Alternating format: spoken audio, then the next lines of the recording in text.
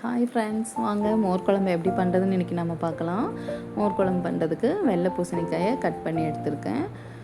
1/2 spoon மஞ்சத்தூள், தேவையான அளவு சால்ட் போட்டுக்கலாம். 1 ஸ்பூன் தனி மிளகாய்த்தூள் சேர்த்துருக்கேன்.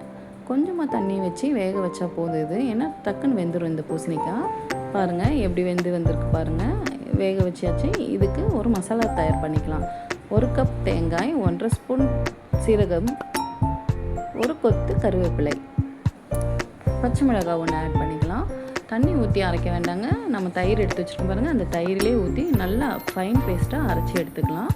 அரைச்ச விழுதை எடுத்து இதில் ஆட் பண்ணிக்கலாம். பூசணிக்காயில் ஆட் பண்ணதுக்கப்புறம் இந்த மிக்ஸி ஜார் கழுவுறோம் பார்த்திங்களா, அந்த தண்ணியே போதுமாக இருக்கும்.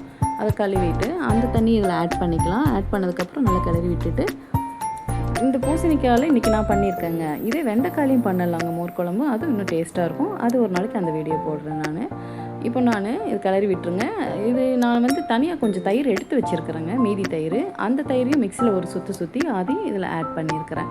ஆட் பண்ணிவிட்டு சால்ட்டு எல்லாம் டேஸ்ட் பார்த்துக்குங்க. ரசத்துக்கு நுர கட்டும் பார்த்தீங்களா, அதே மாதிரி கட்டுற டைமில் ஃப்ளேம் ஆஃப் பண்ணிடுங்க. கொதிக்கவே கூடாதுங்க எப்போயுமே மோர் குழம்பு மட்டும்.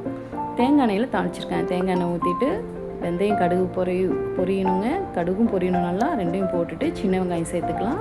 கருவேப்பிலை, காஞ்ச மிளகாய் 2 எல்லாம் போட்டு தாளிப்பு ரெடி ஆயாச்சு. தாளிப்பை எடுத்து இதில் கொட்டிடலாம். மோர் குழம்புல கொட்டியாச்சு. நல்லா கிளறி விட்டுக்குங்க. சூப்பராக வந்துருக்கு பாருங்கள் மோர் குழம்பு. ஃபைனலாக கொத்தமல்லி தலையும் தூவியாச்சுங்க மேலே. நல்லா இருக்குங்க இன்றைக்கி மோர் குழம்பு. இந்த மோர் குழம்பு ரெசிபி பாருங்கள், செஞ்சு ட்ரை பண்ணுங்கள். எப்படி இருக்குன்னு சொல்லுங்கள், கமெண்ட் பண்ணுங்கள்.